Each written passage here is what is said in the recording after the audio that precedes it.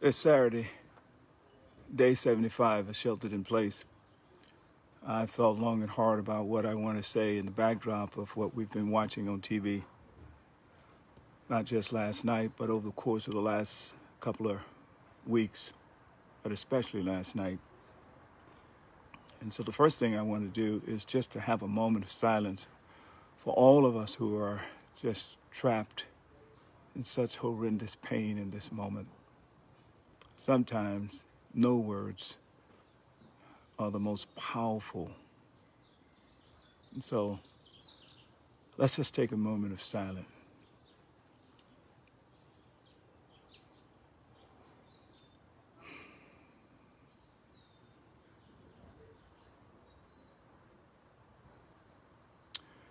Can you simply say with me, Lord, help? That's what we need now. So often I do these posts and I try to encourage you by saying to you that Jesus is with you. Today, as I think about the events of the last few days, I think the more appropriate question is, are we with Jesus? Are we standing where Jesus would be standing? Where is he in the midst of all of what's going on? Especially as we think about the marches and the looting and the injustice and the death of Mr. Floyd. Where is Jesus in the midst of all of this? I'm reminded that in John chapter 11, I find Jesus in a little small town called Bethany, a little piece off from a big city called Jerusalem. And the text tells us that he arrives in the town after a dear friend of his has died really prematurely, Lazarus. That's why I read the text.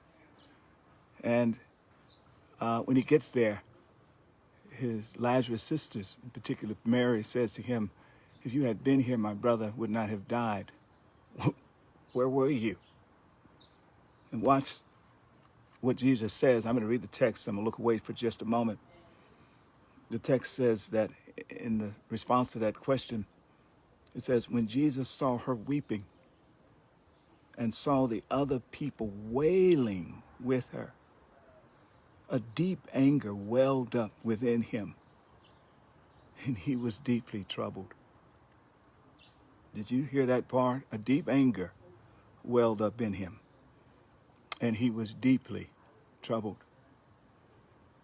I think when Jesus saw all of this, he became angry. He was angry at the fact that his friend had died and his friend should be alive. He was angry at ultimately death itself, which is the byproduct of the universal thing called sin, which is the ultimate expression of injustice in human life. He was angry. And I think Jesus, as we see him in this text, he gives us permission today to be angry. What he teaches us about is righteous anger, anger that is justified because of wrongdoing.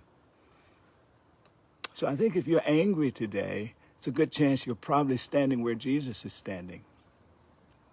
I'm certainly angry. I'm angry at the fact that Mr. Floyd is dead. He should not be dead. And he certainly should not have died under the circumstances that he died.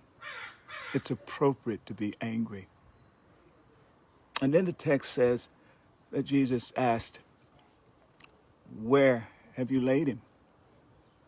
And the answer is, come and see. And he begins to move in that direction. But then it says, Jesus weeps.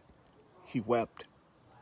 Not only was Jesus angry and deeply troubled, giving us permission to be angry and deeply troubled at what we've seen and experienced, but it also said he wept. So, hey, if you're weeping today, if you wept last night, if you wept this morning, it's a good chance you're standing where Jesus is standing, because this is a time for us to weep. We should be weeping with Mr. Floyd's family members who are weeping, because in the text, Jesus is weeping about the loss of his friend Lazarus, but he's also weeping with the family members of Lazarus, and he's weeping with the broader community that are all surrounding him, and they are wailing. And so it's time for us to weep. We should weep with Mr. Floyd's family. We should weep with that community, the community of people of African descent in this country who feel trapped between the death sentence of coronavirus and the kind of unending torture of racism and death. We should weep.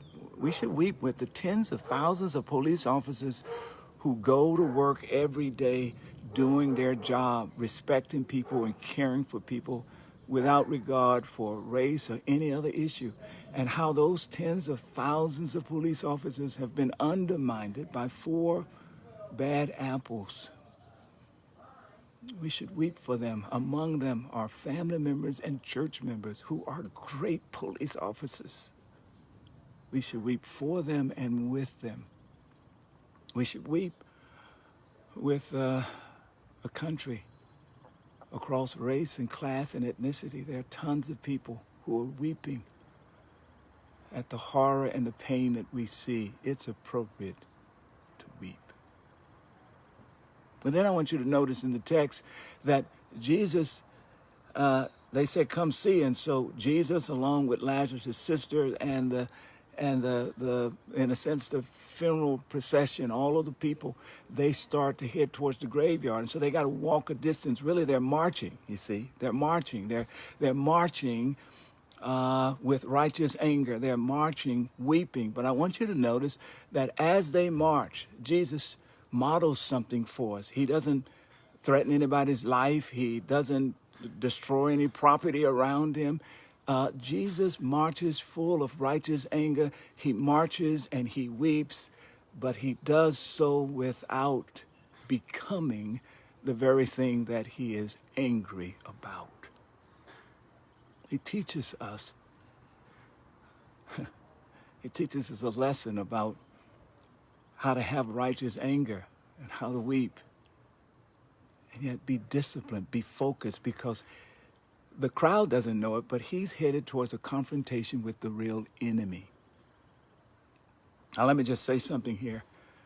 As I watched the tens of thousands of people who marched last night and over the last day or so, those who marched courageously and peacefully, filled with righteous anger and weeping along the way, I salute them. I applaud them. I want to be clear about that.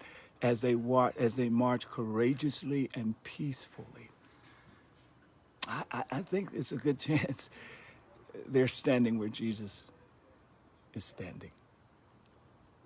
But on the other hand, there are those small groups of people who show up in these various marches across the country, and they teach us something too. They teach us about how unrighteous anger can transform us into the very people that we're most angry about if we're not careful. And the distinction between the two, that's what I want you to note. I want you to be aware of the difference between the two. The second group shows us what it looks like if we allow our unbridled anger to run rampant in us. We become the very people that we're angry about. And the first group, the tens of thousands of people who are marching peacefully and courageously, well, they show us a picture of utilizing righteous anger to change the world around us. Keep your eye on the real enemy. And lastly, Jesus, they head towards the grave. They finally get to the grave, right? And Jesus is about to have a confrontation with the real enemy, which in this case is death itself. It's universal death, which is the ultimate expression of injustice. It's the death of his friend in particular, who has died before he should have. And what happens?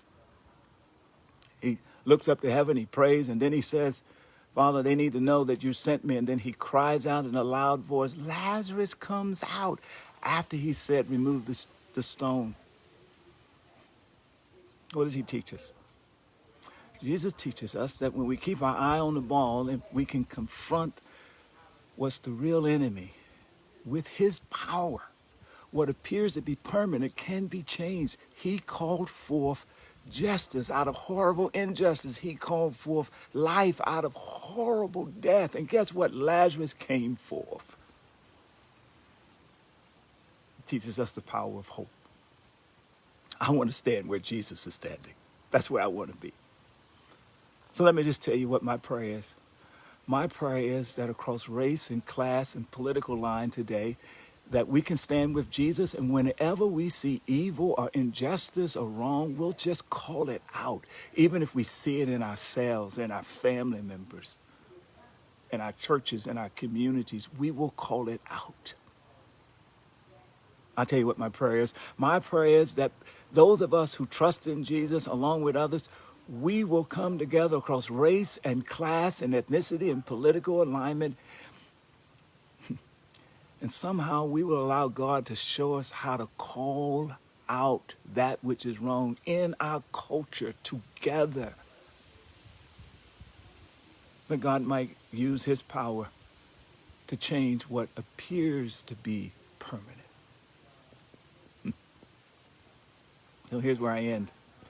I end thinking about the song that Dr. King and many, black and white, they would sing together during the marches in the 60s. I think the truth applies today. We shall overcome. I do believe deep in my heart, we shall overcome. In this moment, black and white and brown together, marching hand in hand together, right and left together. I just believe. Because God is not through with America, and God is not through with you, and God is not through with me. I do believe deep in my heart, we shall overcome. Join me in that belief and in that faith as we weep and believe together.